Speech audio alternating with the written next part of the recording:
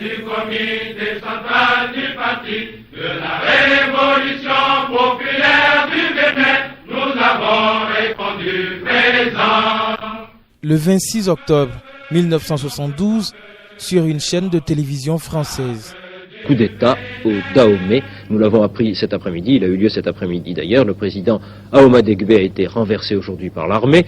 Nous n'avons absolument aucun détail sur ce coup d'État militaire, nous ne savons pas en particulier s'il a fait ou non des victimes, ni quel est le sort des anciens dirigeants du Dahomey. Voilà en tout cas qui va certainement remettre en question la visite que le président Pompidou devait faire dans ces pays du 24 au 26 novembre prochain.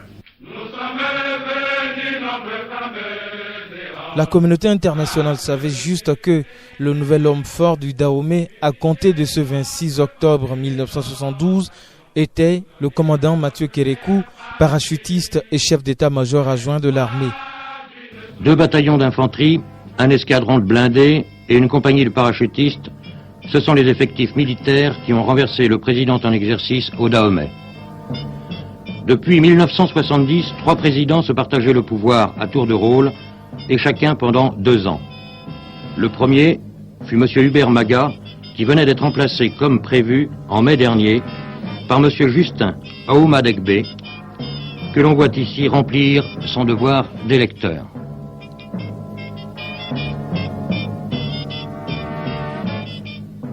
Depuis quelques heures, l'homme fort du Dahomey est le commandant Mathieu Kérékou, parachutiste et chef d'état-major adjoint de l'armée. 2 jours après, le commandant Mathieu Kérékou tente d'expliquer les motifs de son coup d'État. Il ne supportait pas qu'un petit pays comme le Dahomey eût 3 présidents à sa tête. Mais on n'a jamais reproché à l'un des présidents. C'est-à-dire ce que nous reprochons, c'est le système. Le Dahomey ne peut pas avoir 3 présidents. La France a plus de 55 millions d'habitants, j'espère, je crois bien, mais elle n'a qu'un président. Alors qu'au Dahomey, on a à peine 3 millions. 3 présidents, c'est trop. Nous sommes assez pauvres pour avoir 3 chefs. Pour la révolution et la lutte continue, combattant de la liberté. Avril 1972. Le conseil présidentiel installé voici 22 mois. Le président Maga allait terminer son tour pour céder le fauteuil à Justin Tometi Ahoma Degbe qui, à son tour, devrait le céder 2 ans plus tard à Souroumigan Apiti. Mais les faits ont dû tourner autrement. Pascal Chabikao, à la fois témoin, victime et acteur, raconte. Il était le ministre des Finances du Conseil présidentiel. Quand le tour du président Ahoma Degbe approchait, qui devait prendre le pouvoir, les services de renseignement ont dit partout qu'ils ont des raisons de croire que le président Ahoma Degbe, s'il prend le pouvoir, il y aura un coup d'État. De faire en sorte que le président Ahoma Degbe renonce à son tour.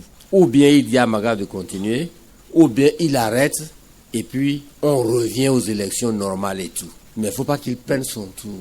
Les gens ont essayé de le contacter. Plusieurs pays, je ne citerai aucun pays, plusieurs pays ont essayé de le contacter, soit directement, soit par délégation qu'il envoie interposer, où on lui a dit, de source sûre et tout, tu n'iras pas loin, renonce au pouvoir.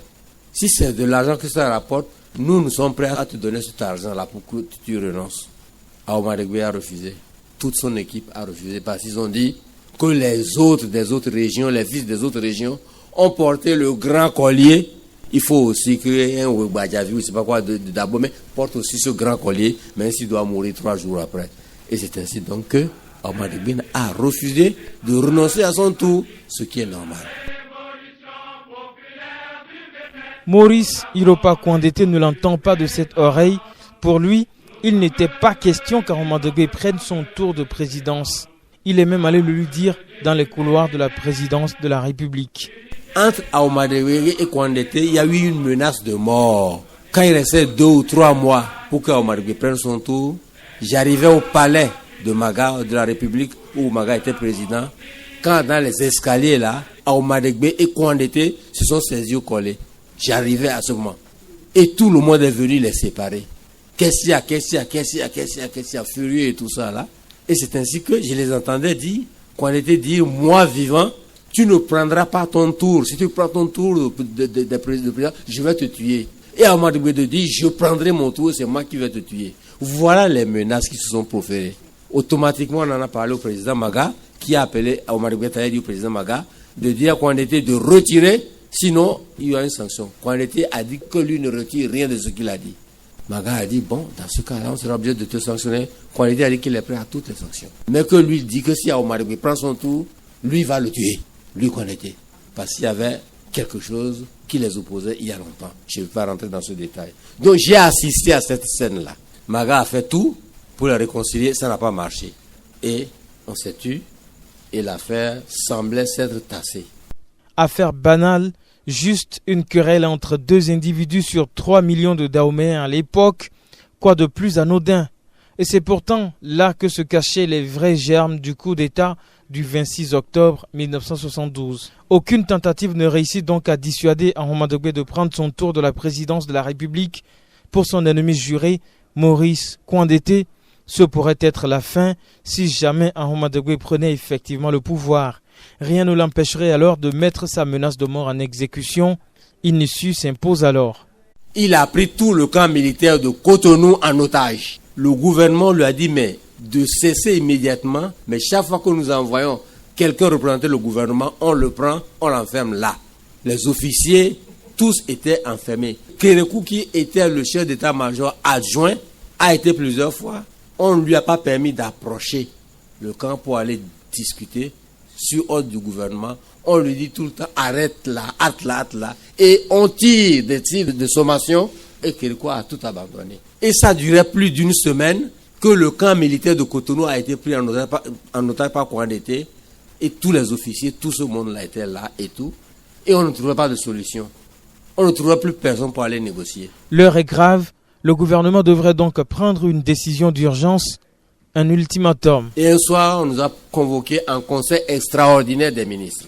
Nous ne savions pas quel ordre du jour. Et c'est dans la salle qu'on nous a dit que le chef de l'État en exercice, et c'était le président Maga, était en exercice. Voilà ce que nous, les trois présidents, on s'est réunis, on a décidé. Ça fait plus d'une semaine qu'un seul individu est en train de narguer tout un gouvernement. Ce n'est pas possible. Il faut que force reste à la loi. Nous avons décidé, on a donné un ultimatum à Kouandété. On lui a dit, si ce jour d'aujourd'hui, à 21h, il ne dépose pas les armes, des dispositions sont prises pour qu'on rase le camp militaire. Et des instructions auraient été données à la gendarmerie de Port-Novo de Owens, parce que la gendarmerie était très équipée, et on lui a dit de faire une marche sur Cotonou.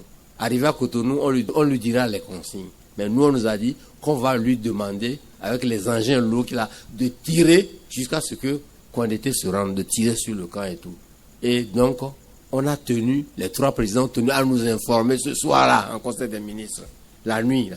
Alors, on a tous pris peur, moi le premier. Et j'ai dit, mais, monsieur le président, le camp militaire de Cotonou, c'est en pleine ville. Il y aura trop de civils qui vont mourir si on tire à l'aveugle. On m'a dit, mais qu'est-ce que tu veux qu'on fasse? J'ai dit, mais on ne peut pas encore tenter. Tenter quoi? Mais de négocier avec Kouandété? Mais on a tout fait. Le président Maga a dit, non, ça suffit. Apita a dit, non, ça suffit. C'est Ahmad Dogbe qui a dit, mais le jeune homme a peut-être une idée, laissez-le parler et tout ça là. Et c'est ainsi qu'on m'a laissé parler. J'ai dit, bon, donnez-moi encore une chance. J'irai voir Kérékou pour voir ce qu'on peut faire. Reculer l'heure de l'attaque. On a dit, bon, d'accord, va voir Kérékou. Mais on te donne, si avant 0 heure, Kouandété ne dépose pas les armes, ne nous dit plus rien, on donne le signal et puis le camp sera rasé, tant pis, tant pis. Et j'ai dit, bon, moi j'irai voir Kérékou. Et j'ai dit à Ouassa Albert, il est là qu'on lui pose la question. Il était ministre de la Santé, j'ai dit, accompagne-moi voir Kérékou. Kérékou est là qu'on lui pose la question aussi. Mathieu Kérékou était alors commandant, chef d'état-major adjoint de l'armée. Il avait seul le secret de délivrer le Dahomey. Et nous sommes allés réveiller Kérékou, qui dormait déjà, en face du Petit Palais. Et il a dit, mais vous ne me dérangez pas. Et on lui a expliqué tout. Il dit, mais qu'est-ce que tu veux? Qu'est-ce que vous voulez que je fasse? J'ai déjà essayé, moi-même, ma vie a été en danger. Je ne peux rien. Ça dépend de vous. C'est vous le gouvernement, ce n'est pas moi.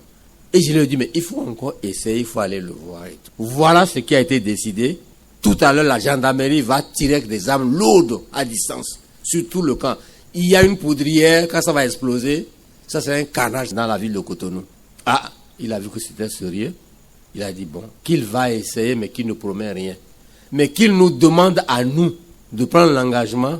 S'il arrive à amener Kouandété à la reddition, que nous, les civils politiciens, on ne veut pas se mêler, que cette affaire-là, elle est militaire. Que c'est d'abord eux, les militaires, qui ont été justement déconsidérés par Kouandété.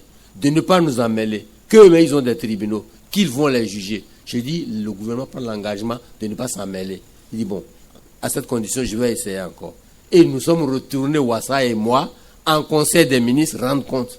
Et puis on a attendu. Tous on transpirait, on attendait que le téléphone sonne. Et vers 0h moins quelque chose, le téléphone a sonné. Je ne sais plus qui a pris. Et automatiquement on a passé au président Maga. Il a dit, ah, Kouandété s'est rendu. Dans la salle du conseil des ministres, nous tous on a bondi comme des gosses. On était heureux. Combattant, aie confiance. Le calme revient alors dans le pays, le camp militaire est délivré, Kouandété et les siens passent effectivement devant le tribunal militaire. Le président Hubert Maga pouvait alors tranquillement aller répondre à l'invitation du Shah d'Iran, à l'instar de tous les dirigeants du monde entier. Dans sa valise, 3 de ses ministres, Joseph Keke, Benzin Paoletti et Pascal Chabikao. Hubert Maga confie l'intérim du pouvoir à Ahmadegbe, qui était à quelques semaines de sa prise de pouvoir officielle en tant que président de la République du Dahomey. L'occasion est donc rêvée pour se venger de Kouandété, mais aussi pour tenter de discréditer Hubert Maga et les siens aux yeux des militaires et de Mathieu Kérékou, leur cerveau pensant. Dès que nous avons pris l'avion, que nous avons décollé, nous ne sommes même pas encore arrivés en Iran quand Ahmadegbe a mis sur place un tribunal d'exception. Il a récupéré le dossier et il les a fait comparer devant ce tribunal d'exception et il les a fait condamner à mort, une bonne partie à mort, une bonne partie à perpétuité. Les gens ont téléphoné à Maga, Maga voulait revenir, j'ai dit non, pourquoi tu vas revenir? C'est déjà fait. Étant donné que c'est lui qui va prendre le pouvoir dans quelques semaines, il va gérer son dossier, ne t'en mêle pas. Et nous sommes revenus. Le président Ahmadegbe a voulu faire rapport d'intérim à Maga. Maga a dit non. Il reste 2 semaines à peine, ton tour. Garde ton rapport d'intérim et continue de gérer. C'est ainsi que Ahmadegbe a été très embarrassé parce qu'il voulait que le dossier soit au cou de Maga, parce qu'on avait pris l'engagement de ne pas s'en mêler. Maga en partant a dit ne t'en mêle pas, mais Maga a tourné le dos, il s'en est mêlé. Alors Kouandété a dit Kérékou nous a trahis. Et Kérékou a dit vous les ministres, le gouvernement, vous m'avez trahi. Parce que si je n'avais pas dit à Kouandété que les civils n'allaient pas les juger, Kouandété ne se serait jamais rendu, je le connais. Le coup d'Ahmadegbe n'a que partiellement réussi. Il garde son rapport d'intérim et prend le pouvoir avec 2 semaines d'anticipation. Kouandété et les siens, eux autres, sont sous la condamnation à mort. La date de leur exécution laissée à la seule discrétion du président Ahmadegbe. Pourtant, il n'a pas voulu porter seul le chapeau. Le samedi de Pentecôte de l'année 1972, Ahmadegbe convoque un conseil extraordinaire des ministres, vraiment mystérieux, puisque les consignes exigeaient que les membres du gouvernement se déguisent en arrivant au conseil des ministres, et surtout, consigne était donnée de n'en tenir personne informé. Peur bleue, interrogations et inquiétudes, Maga et ses ministres allèrent rencontrer Ahmadegbe et les siens à la salle du conseil des ministres où ils constatent l'absence du 3e camp, Apiti et ses ministres. L'ordre du jour était tout aussi particulier. Et nous sommes allés au palais de la République, un samedi de Pentecôte. On peut retrouver la date sur 72. Et dans la salle, Ahmadegbe était avec tous ses ministres et un certain nombre des gars de son parti politique. Et nous sommes venus avec le nombre de ministres que Maga a pu récolter en chemin. On est venu s'asseoir face à face avec les ministres d'Ahmadegbe lui-même. Et puis Maga a dit, et Apiti, on l'attend, pourquoi il ne vient pas, il n'est pas encore arrivé? C'est là où il dit non. Je sais très bien que Apiti est en Guinée. Effectivement, Apiti a été envoyé en mission officielle en Guinée. Non, il n'était pas là. Mais Maga a dit, s'il n'est pas là, son gouvernement, ses ministres sont là. Il dit non, ce que je veux vous dire, c'est entre nous, nos 2 partis. Nous sommes faits pour nous entendre. Apiti, lui, c'est l'ami des militaires. C'est lui qui est derrière les coups d'état des militaires, là. Donc, entre nous 2, si on prend une décision, 2 sur 3, en démocratie, ça l'emporte. Il a dit, bon, on t'écoute. Et c'est là où Ahmadegbe nous révèle cette nuit-là que tous les avocats des condamnés à mort ont écrit pour demander la grâce présidentielle de commuer la peine de mort en peine à temps, c'est-à-dire en perpétuité, mais ne pas les exécuter. Et que lui a réuni pendant 3 nuits de suite son staff politique pour dire qu'est-ce qu'on fait. On gracie ou bien on exécute. Et tous ont dit qu'il faut exécuter. Pour donner l'exemple, c'est toujours les mêmes qui font les coups d'État. Notre pays n'ira jamais de l'avant si ces garçons vivants. Il faut exécuter. Et que lui n'a pas voulu prendre la responsabilité tout seul. Et il veut que Maga et les siens, qu'on l'appuie pour exécuter. Alors, le président Maga a dit on attend Apiti. Il dit non. Ils étaient en train de discuter sur l'affaire d'Apiti. Quand moi j'ai levé le doigt, j'ai demandé la parole. J'ai dit non. Monsieur le Président, pour moi, ce n'est pas une question d'Apiti présent ou absent. Non. C'est une question de principe. Je dis, monsieur Aomadegbe, vous dites que les vôtres ont dit, parce qu'il a donné la parole à chacun de ses ministres, tous ont confirmé qu'il faut exécuter. Il leur a donné à eux tous la parole, qui ont dit oui, on est d'accord, il faut exécuter. Si demain matin, les gens du Nord se réveillaient après que Kouandété a été exécuté, personne ne donnait l'ordre aux éléments du Nord, ils vont se mettre à égorger les sudistes, à les frapper partout dans le Nord. Vous, en représailles, vous allez nous tuer aussi. Ça va donner quoi? Nous allons nous entretuer. Parce qu'on le veuille, nos Kouandété continue d'être une idole du Nord. Et surtout de sa région. Si on apprend qu'on l'a exécuté, ils vont tuer les sudistes aveuglément. Et les sudistes vont nous tuer ici. Pour cette raison-là, moi je suis opposé. Ce n'est pas une question d'appétit. Alors automatiquement, tous les nôtres qui étaient là, on dit, ah oui, c'est vrai que j'ai raison. Que demain il y aura carnage si on apprend que Kouandété et les autres aussi qu'on va exécuter, ils ont aussi des régions. Comment les gens de cette région vont réagir par rapport aux gens de l'UDD?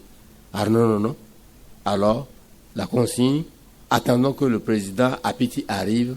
Lui, Pascal Chabi Kao, qui a été témoin des menaces de mort mutuelle entre Kouandété et Aomadegbe, ne pouvait s'en aller dormir tranquillement. Direction encore une fois, Mathieu Kérékou. Nous sommes allés réveiller Kérékou en pleine nuit. On lui a dit, nous venons d'un conseil des ministres. Il dit quoi? Et on lui a raconté tout ça. Et je lui ai dit, si tu dors cette nuit, demain matin, c'est le cadavre de ton frère Kouandété que tu iras récupérer. Et il nous a dit, allez vous coucher, le reste ça me regarde. Et la nuit là, il s'est levé avec d'autres officiers du nord comme du sud. Ils ont fait la ronde autour de la prison de Cotonou toute la nuit. Et ils ont fait passer même des armes au Kouandété pour dire si d'aventure on venait ouvrir de façon insolite la porte, c'est peut-être un machin d'exécution. Vous tirez, vous sauvez, vous vous évadez. Donc, dedans comme dehors, les gens étaient prêts à accueillir le comité d'exécution. Fausse alerte, aucune tentative d'exécution le lendemain. Et pourtant, chez Pascal Chabi Kao, la sérénité n'est pas de mise. Il ne voue pas une confiance aveugle au président Aomadegbe qui, d'après lui, pourrait surprendre tout le monde un matin en exécutant légalement Kouandété sans avoir de compte à rendre. C'est encore Albert Ouassa qui l'accompagne trouver Mathieu Kérékou, encore lui. Pas de solution. On est allé revoir Kérékou, qu'on lui dit c'est moi qui ai dit si je mens, il n'a qu'à venir me démentir. Ouassa est là. On est allé le revoir. J'ai dit mais voilà, ça fait près d'un mois qu'on n'entend plus rien. Il dit mais c'est vous? Qu'est-ce que vous voulez moi que je fasse? Il dit, qu'est-ce que vous voulez maintenant que je fasse? C'est vous qui avez tout créé. Il ne fallait pas les juger. J'ai dit, mais en tout cas, si tu laisses, un de ces 4 matins, puis s'il n'a pas donné la grâce, il va les exécuter. Et j'ai dit à Ouassa, c'était donc le samedi dans la nuit. Le dimanche de Pentecôte, j'ai pris Ouassa Albert au bord de ma voiture, j'ai conduit moi-même, et je suis venu, j'ai fait tout le Nord, tous les camps militaires du Nord. J'ai été voir tous ceux qui dirigeaient les camps militaires du Nord, et je leur ai raconté ça. J'ai dit, mettez-vous sur le qui-vive, évitez que cela arrive. Si jamais on exécutait Kouandété, évitez que les sudistes soient tués, soient massacrés. Faites tout possible pour éviter. Parce que si vous ne faites pas ça, si on tue même un seul sudiste, nous nordistes là-bas, on va nous tuer aussi. J'ai passé à Parakou, j'ai passé à Bembereke, j'ai passé à Natitengu, je les ai tous vus, je leur ai raconté, je leur ai dit, bon, calme-toi, nous allons prendre toutes les dispositions. Et c'est ainsi donc que le lundi de Pentecôte, étant férié, Ouassa Albert et moi, on est retournés et le mardi, chacun était dans son cabinet. Une semaine, 2 et bientôt 1 mois, Apiti est de retour de sa mission en Guinée, mais le président Aomadegbe ne convoque toujours pas le conseil des ministres. Kouandété et 6 autres officiers attendent dans le couloir de la mort et Pascal Chabi Kao est toujours inquiet. Mathieu Kérékou, lui, rumine toujours sa colère contre les civils qui l'ont trahi vis-à-vis de Kouandété et refuse toute intervention. Mais sous la pression de Chabi Kao, il lui demandera alors une proposition. Et c'est donc Pascal Chabi Kao qui propose l'idée du coup d'État à la grande surprise de Mathieu Kérékou. Il m'a dit comment? Tu es ministre? J'ai dit oui, vous prenez le pouvoir pour qu'on sauve ce pays du sang. Il dit on va vous arrêter, on va vous enfermer. Il dit oui, ça fait rien, mais le pays aura évité les bains de sang. Il dit bon, nous ne pouvons pas sortir comme ça et faire un coup d'État, on va dire que c'est crapuleux. Trouve-nous, c'est toi qui as l'idée de dire qu'on vienne vous renverser, alors trouve-nous un alibi, un motif. Ainsi, si nous sortons, nous allons dire que c'est ce motif-là et on ne dira pas que c'est crapuleux. Alors, je me suis dit, c'est très simple.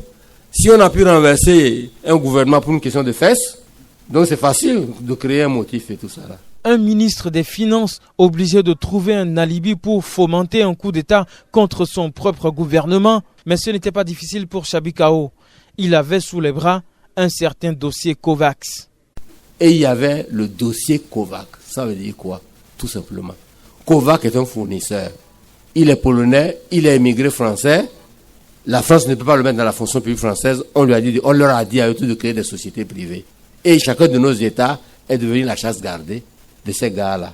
Puisque c'est la France qui nous donne de l'argent pour acheter les fournitures de bureaux, ceci, cela, la France a dit désormais, pour qu'elle nous donne ça, il faut que nous nous engagions à acheter ce matériel auprès de Intel, Donc Kovacs, lui, il avait le Bénin, le Dahomey, le Cameroun et le Togo, je crois. Donc les trois pays-là, la France vient vous dire, on va vous donner de l'argent, mais à condition que vous achetez avec tout cet argent-là chez ce bonhomme. Bon, donc, nous, on n'avait même pas fini de régler cette affaire de coin d'été, quand Kovacs, qui a l'habitude de le faire, parce que tous les ministres des Finances y ont passé depuis les indépendances jusqu'à présent, tous les ministres des Finances connaissent Kovacs. Quand Kovacs vient, il propose, il dit il y a un crédit que la France veut nous donner, on lui dit bon d'accord, il livre les marchandises, les commissions se travaillent et tout, et puis la France paye, ça ne sort pas de la poche du pays. Bon, donc, on en était là quand Kovacs vient, il dit mais tiens, je viens de décrocher 500 millions, une promesse de crédit de 500 millions de la France. La France dit, si vous êtes d'accord, comme à m'acheter les produits jusqu'à 500 millions, la France paye les 500 millions et moi je vous livre les marchandises. Moi j'ai dit, bon, écoutez, c'est très simple. Nous sommes en plein exercice budgétaire. Le budget est déjà voté.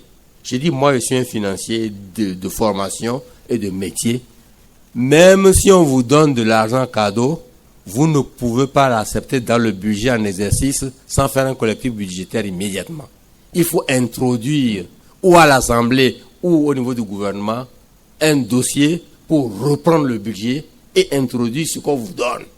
À plus forte raison, les dépenses non prévues. J'ai dit, c'est d'accord, vous voulez nous donner 500 millions que nous devons nous mettre comme recette dans la chose, mais il faudrait d'abord que moi, j'avertisse le gouvernement. Et ce n'est qu'en octobre que j'ai mon collectif budgétaire. Il faut attendre. Kovacs dit non, que vraiment ça c'est trop tard, que lui a déjà acheté les marchandises, comment il va faire, je dis ça ne me regarde pas. Et pour prouver que c'est vrai, que la France est derrière, M. Plateau, qui est le responsable de la coopération française dans notre pays, j'appelle son nom M. Plateau, est venu me voir dans mon cabinet de ministre, puis M. le ministre, je viens confirmer que nous venons d'obtenir pour votre pays 500 millions pour acheter les marchandises auprès de Kovacs. Ça, c'est sûr. Et je lui ai expliqué, j'ai dit, mais vous, au moins, vous êtes financier, et ceci, cela, vous comprenez ce qu'on appelle un collectif budgétaire. Et je lui ai expliqué que c'est dans 2 mois. Il a dit, ah, vous avez raison.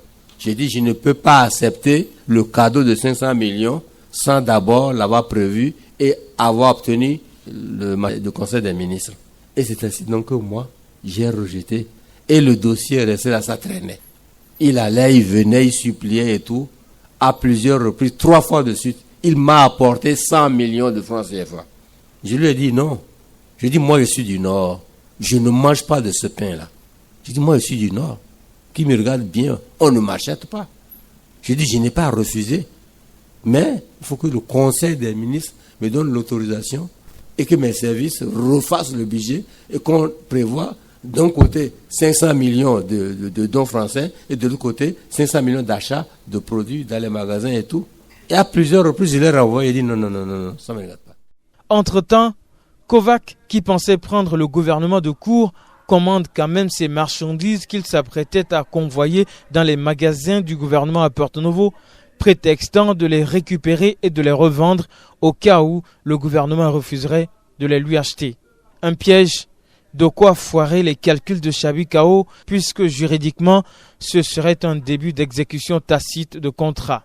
Mais les consignes sont fermes. Tout douanier qui ferait sortir le moindre cahier de Kovacs du port se ferait arrêter. La Libye est alors tout trouvée. Et quand Kérékou m'a dit, mais trouve-nous quelque chose, un alibi, pour qu'on puisse faire le coup d'État, j'ai dit, mais tiens, ça tombe bien, il y a un dossier qui traîne là, le dossier Kovacs qui traîne. J'ai dit, ben, on va le ficeler, et puis, on va lui donner un aspect que personne ne peut définir. D'aucuns vont dire que c'est des détournements, d'aucuns vont dire que c'est des corruptions, personne ne pourra dire exactement ce que c'est. Vous allez faire votre coup d'État sur cette base-là en disant, il y a l'affaire Kovacs. Vous ne rentrez pas dans les détails, vous dites, il y a l'affaire Kovacs, c'est une question de marchandises, une question d'argent que la France va donner, de marchandises qu'on va acheter. Bon, vous n'entrez pas dans les détails. Kérékou trouva l'idée originale et c'est parti pour la préparation du coup d'État. Pascal Chabi Kao et ses services s'activent à ventiler ce qui est devenu le dossier Kovacs. On a commencé par dire aux gens, est-ce que tu es au courant l'affaire Kovacs? Est-ce que tu es au courant l'affaire Kovacs? Il y a une question d'argent dedans, il y a une question de ceci ou de cela. Bon, de telle sorte que nous avons envenimé nous-mêmes exprès l'opinion de Cotonou, des tracts on en a fait nous-mêmes pour distribuer, pour dire l'affaire Kovacs, et bon, sans préciser rien du tout. Tout semblait alors bouclé pour le coup d'État de 1972 qui ne devrait pas avoir lieu le 26 octobre, mais plutôt plus tard, après la visite du président français Pompidou. Et quand Kérékou a été prêt, une nuit, il est venu chez moi vers 2 heures du matin, avec certains officiers, ils étaient en treillis et tout. Ils ont réveillé ma femme, on a préparé pintal grillé et tout. Ils ont mangé avec les ouins et tout. Et c'est là où il me dit, nous on est prêts. J'ai dit, moi aussi je suis prêt. J'ai dit, puisque l'opinion est déjà en train de parler de l'affaire Kovacs, ceci, cela, bon, vous pouvez maintenant aller. Mais attention, ne faites pas votre coup le 26 octobre. Parce que Pompidou fait une tournée dans les pays du Conseil de l'Entente. Il sera au Niger. Du Niger, il viendra ici. Alors si on fait ça le jour où il doit venir, si on fait ça, ce coup d'État-là, la France va penser que c'est dirigé contre elle. Attendez le départ. C'est sans compter avec le service de renseignement du président Ahmad Degbe. Moi, je ne savais pas que pendant que Kérékou, Baba Moussa et moi, on était en train de concocter ce coup d'État, moi, je ne savais pas que le président Ahmad Degbe a appris qu'on est en train de préparer un coup contre lui. Et il a appelé Assoba, Aladaye et Aïpé, les 3 A, et il leur a raconté pour dire les Kaïkaï veulent me renverser pour remettre Maga en selle. Il faut les prendre de vitesse. Et c'est ainsi qu'il leur a dit, écoutez, c'est très simple. Ils veulent faire un coup d'État. Nous allons faire le nôtre, mais ça c'est un coup d'État de palais. Vous viendrez au palais, vous allez nous prendre et vous allez dire, c'est un coup d'État de palais, c'est pas un coup d'État. Tout simplement, ce que vous voulez, c'est que Maga sorte, puisqu'il a fini ses 2 ans, qu'il quitte le conseil présidentiel.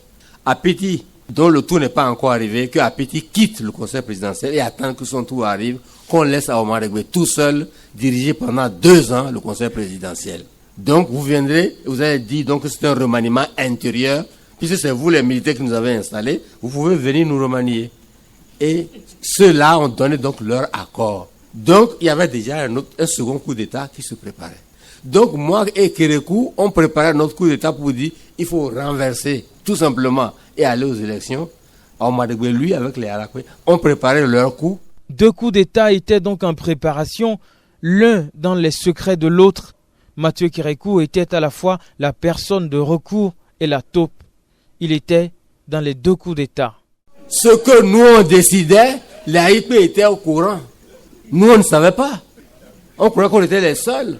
Et voilà pourquoi, le 25 octobre, nous étions en réunion chez le président Maga, avec Baba Moussa et d'autres ministres, quand vers minuit, quelqu'un téléphone à Baba Moussa, et Baba Moussa sort, Baba Moussa Abou qui est décédé, la paix à son âme, et il m'appelle, il me dit, tiens, qu'il a appris que les commandos de Ouida, demain, viendront faire un coup d'État. J'ai dit, mais demain le 26, ce n'est pas possible. Pompidou est là, il dit, ah, que c'est ça qu'il a appris. On a dit, bon, allons-y chez Kérékou. On n'a rien dit au président Maga. Il a demandé qu'est-ce qu'il a dit non, il n'y a rien. On est allé réveiller Kérékou. On lui a dit voilà le coup de fil que Baba Moussa vient de recevoir. Il a dit ah bon? Ils veulent faire un coup d'état sans moi? Laissez-les venir, je les attends. Allez-y vous coucher, laissez-les venir. Et nous on est allés, on s'est couché tranquille. Les renseignements de Baba Moussa étaient justes. Le coup d'état se produit effectivement le 26 octobre 1972. Omar Goué, en tant que président, depuis qu'il est président, quand il est midi 13h, qu'on ait fini les dossiers ou pas, il lève la séance. Mais ce jour 26 octobre là, on a fini à midi. Il a relancé les débats. On a fini à 13h. Il a relancé jusqu'à 14h. Nous avons commencé par nous regarder pour dire mais... Et tout ça là, parce que le président Omar Goué attendait que les Haïtiens viennent nous ramasser. Bon. Et effectivement, à un moment donné, on entend boire. Le 26 octobre 72, nous béninois avons choisi la révolution. Les chars sont rentrés. Le président Maga qui était assis, qui voyait les chars rentrer, dit mais qu'est-ce qu'il y a? Président Omar Goué, fais quelque chose. C'est toi le président. Le président Omar Goué est resté assis, n'a pas bougé, n'a rien dit. Il regardait les chars venir. Les chars sont rentrés. Le conseil des ministres a été envahi par les militaires armés et tout. Et on nous a dit de ne pas bouger et tout. Mais, alors on était là, jusqu'à 18h, on n'a pas entendu la proclamation. Donc jusque-là, Omar Goué était assis. Nous on bougeait en conseil des ministres, on nous a apporté à manger, mais lui il était assis. Il n'a pas bougé, il était assis comme ça. Il attendait. On attendait qui va lire la proclamation.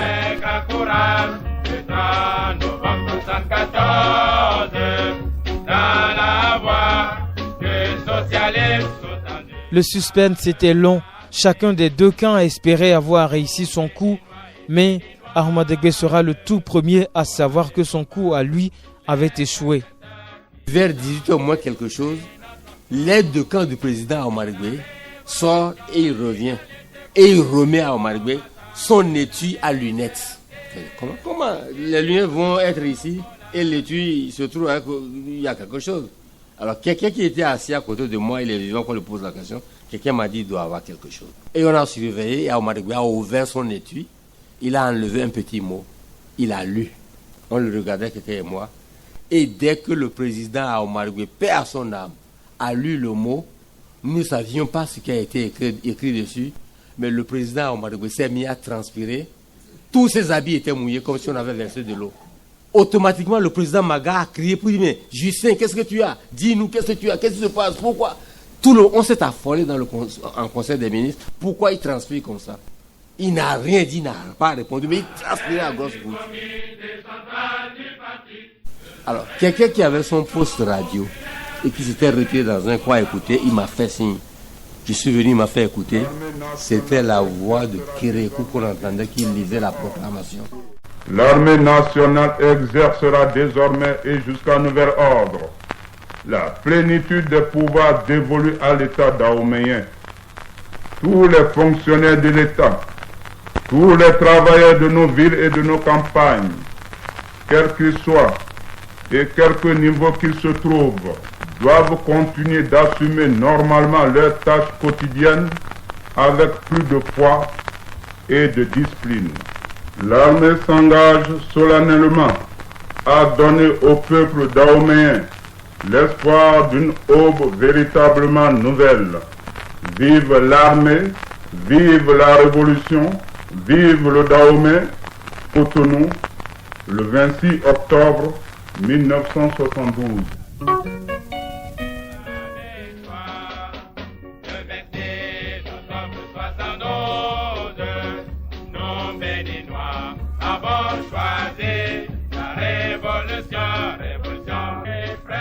En réalité, les deux camps étaient perdants. Mathieu Kérékou avait fait la synthèse des deux coups d'État qui se préparaient. Quelques heures plus tard, le commandant Mathieu Kérékou accorde une interview à une chaîne de télévision française pour expliquer les mobiles de son coup d'État. Une archive de l'Institut national de l'audiovisuel publiée sur YouTube. Mon commandant, pourquoi ce coup d'État? Le coup d'État, je vous ai dit, le Dahomey est trop petit pour avoir 3 présidents. Et ensuite, la proclamation, référez-vous à la proclamation, ce que nous avions dit, c'est vrai. C'est tout. Mais qu'est-ce que vous reprochez au président que vous avez déposé? Mais on n'a jamais reproché à l'un des présidents. C'est-à-dire ce que nous reprochons, c'est le système. Le Dahomey ne peut pas avoir 3 présidents. La France a plus de 55 millions d'habitants, j'espère, je crois bien, mais elle n'a qu'un président. Alors qu'au Dahomey, on a à peine 3 millions, 3 présidents, c'est trop. Nous sommes assez pauvres pour avoir 3 chefs. Il n'y a eu aucune manifestation de soutien à Cotonou. Le public a l'air très indifférent. Qu'est-ce que vous en pensez? Mais cela signifie qu'il n'y avait pas d'autorité de l'État. Donc ces 3 présidents ne se reposaient sur rien d'abord. Et le peuple a apprécié l'action que nous avions menée. C'est terminé. Quel sort réservez-vous aux présidents qui ont été déposés? Ils sont des citoyens, vous savez, ils sont logés au Conseil de l'Entente. C'est là qu'eux-mêmes reçoivent des chefs d'État étrangers. Donc, pour nous, ils seront là en attendant qu'on voit clair. Ils ne sont pas libres pour l'instant. Ils sont libres puisqu'ils sont dans les États, dans les bâtiments destinés aux chefs d'État étrangers. Donc, quand un chef d'État étranger vient et loge là, vous ne pouvez pas dire qu'il est prisonnier. Ils sont libres de sortir? Pour le moment, non. Pour des raisons de sécurité, il faut qu'on les garde. C'est uniquement pour des raisons de sécurité. Est-ce qu'ils seront jugés? Est-ce qu'il y aura procès? Au jugement, nous n'aimons pas de jugement spectaculaire ici. On ne leur reproche que l'anarchie, c'est tout. Pourquoi juger? Ils n'ont pas tué quelqu'un. Ils n'ont pas commis des fautes. Vous voyez, à travers notre proclamation, si ils méritent un jugement, oui ou non. En somme, il y a une enquête pour l'instant. Il n'y a qu'une enquête d'entamer encore. Nous n'avions pas le temps de faire des enquêtes pour le moment. Pour nous, ce qui nous intéresse, c'est le redressement économique de notre pays. Est-ce que vous maintenez l'invitation qui avait été adressée au président Pompidou? Bien sûr. Le président Pompidou venait voir le peuple Dahomey. Ce peuple Dahomey reste sur place et l'État demeure. C'est terminé. Du comité central du parti de la révolution populaire du Bénin, nous avons répondu présent. Pourtant, tous les membres du gouvernement du Conseil présidentiel passeront chacun environ une décennie de détention. À 1h du matin, nous tous sommes venus nous ramasser. On nous a envoyés en tôle. D'autres sont restés 9 ans, 10 ans, 8 ans, je suis resté 10 ans et quelques et tout. Voilà. Mais c'était le dossier Kovac, un montage politique pour donner un alibi aux militaires pour renverser le conseil présidentiel et éviter qu'Omar Gbé n'exécute qu'on était et qu'il y ait une guerre civile.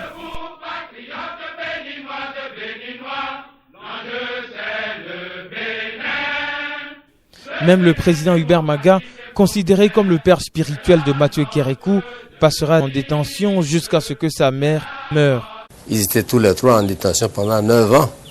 Et ça a étonné plus d'un qui connaissait les relations entre le président Maga et le président Kérékou. C'est Maga qui a élevé, qui est le père, je dirais, adoptif de Kérékou jusqu'à ce qu'il soit devenu militaire, officier et tout. Quand sa mère est décédée, il a demandé à aller aux obsèques. On a failli lui donner seulement une autorisation avec une armada de soldats et autres pour l'accompagner. Quand il a refusé, il a dit non que lui, dans ces conditions, qu'on enterre sa mère sans lui. Et je ne sais pas qu'est-ce qui s'est passé, qu'est-ce qu'on a bien pu dire à Kérékou. Et c'est ainsi qu'il a dit, bon, libérez-le carrément et libérez les 2 autres. Voilà comment le président Maga a été libéré. Des sources relativement bien renseignées affirment que le plus grand remords du général Mathieu Kérékou aujourd'hui, au soir de sa vie, est cette détention du président Hubert Maga qui était pourtant un père spirituel pour lui. Ce serait l'une des raisons pour lesquelles d'ailleurs le président Mathieu Kérékou serait réticent à raconter lui-même l'histoire du coup d'État du 26 octobre 1972 qu'il a pourtant conduit de main de maître. Difficile de le prouver en effet, toujours est-il que 39 ans après, la descendance du président Hubert Maga ne semble pas pardonner à Mathieu Kérékou. Gisèle est la fille cadette du président Maga qui nous a accordé une interview exclusive début octobre 2011 ici même à Parakou. Ça, je préférerais ne pas trop m'attarder dessus parce que ça a été un moment très pénible dans la mesure où non seulement papa a fait de la politique, il s'est engagé, on peut dire c'est l'amour de la politique et les risques du métier. Mais on a doublement souffert parce que maman aussi a été très embêtée pendant cette période-là, où elle a même été retenue de longs mois au commissariat central. Nous, on était à l'étranger et c'était vraiment difficile à vivre dans la mesure où, en plus de ça, papa n'était pas en très bonne santé. Et surtout, c'était une injustice que maman, tout simplement parce qu'elle était l'épouse de papa, puisse être dérangée de cette manière-là. Et c'est pas dérangé un peu, non seulement quand il était en résidence surveillée à Franco, qu'elle devait aller le voir, il y avait les tracas de fouilles de véhicules, etc. Et même encore, je vous dis, retenue au commissariat central sans aucune raison. Vous voyez souvent le président Kérékou? Non. Non, parce que on a utilisé des voix différentes et tout. Et puis moi, le président Kérékou, je crois que c'était avec ma sœur aînée surtout qui devait être, parce que nous, on était dans des écoles religieuses des sœurs, tous, que ce soit les filles ou les garçons. Il n'y avait que ma sœur qui a fréquenté donc l'école et qui aurait pu être avec les garçons qui étaient à la maison.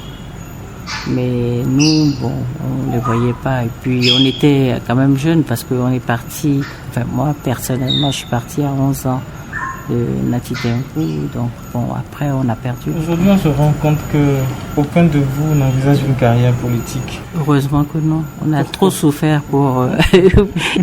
Non, il y a un politique dans la famille, ça suffit. Et personne...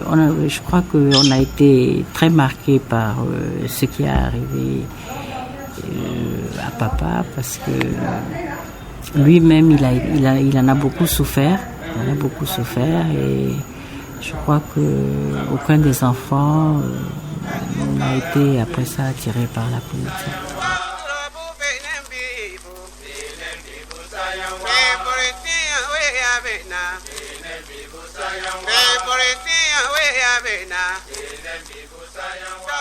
« 26 octobre 1972, histoire d'un coup d'État suffisamment controversé.